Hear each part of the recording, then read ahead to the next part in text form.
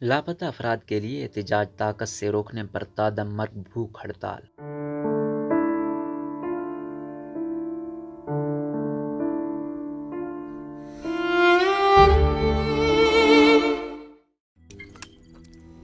روزنامہ قدرت کی ویڈیو دیکھنے کے لیے ابھی یوٹیوب چینل پر سبسکرائب کریں اور بیل آئیکن پر بھی کلک کریں۔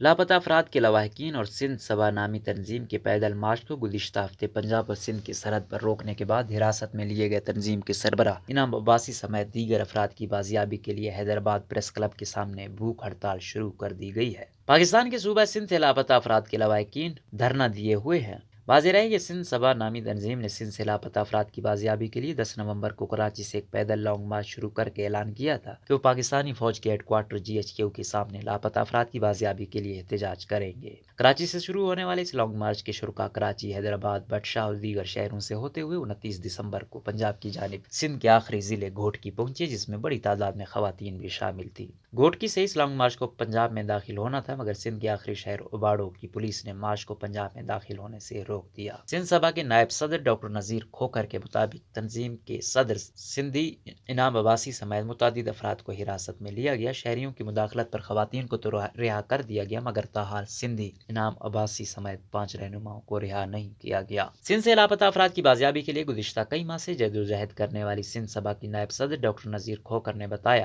کہ لاپتہ افراد کی بازیابی اور اوباڑو پولیس کی جانب سے حراست میں لیے گئے رہنماؤں کی آزادی کے خلاف حیدرآباد پریس کلب کے سامنے احتجاج کیا جا رہا ہے۔ ڈاکٹر نذیر کھوکھر کے مطابق اس احتجاج میں خواتین کی بڑی تعداد شریک ہے، جو علامتی بھوک ہڑتال کر رہی ہے، جبکہ اوباڑو پولیس کی جانب سے حراست میں لیے گئے نور ڈھاڑی کے والد حسین بخش ڈھاڑی کے علاوہ اصغر شیخ، غلام شبیر اور شعیب چانڈیو سمیت 4 افراد تادمرگ بھوک ہڑتال کر رہے ہیں۔ انہوں نے مطالبہ کیا کہ حراست میں لیے گئے رہنماؤں کو آزاد، جبکہ لاپتہ افراد کو بھی جلد از جلد بازیاب کرایا جائے۔ تادمرگ بھوک ہڑتال کرنے والے حسین بخش ڈھاڑی نے انڈیپینڈنٹ اردو کو بتایا، ہم سندھ کے لاپتہ افراد کی بازیابی کے لیے پرامن طریقے سے احتجاجی مارچ کر رہے تھے، مگر پرامن مارچ کو بھی طاقت کے زور پر روکا گیا، خواتین کی تذلیل کی گئی اور ہمارے رہنماؤں کو بلا جواز گرفتار کیا گیا۔ مرنا تو سب نے ہے، تو کیوں نہ اپنے پیاروں کی آزادی کے لیے بھوک ہڑتال کرتے مریں؟ اس لیے تادمرگ بھوک ہڑتال شروع کی ہے۔ اس سلسلے میں حکام کا موقف لینے کے لیے جب انڈیپینڈنٹ اردو کی جانب سے رابطہ کیا گیا تو SSP گھوٹکی عمر طفیل نے کوئی بھی تبصرہ کرنے سے انکار کر دیا۔ اس سلسلے میں بار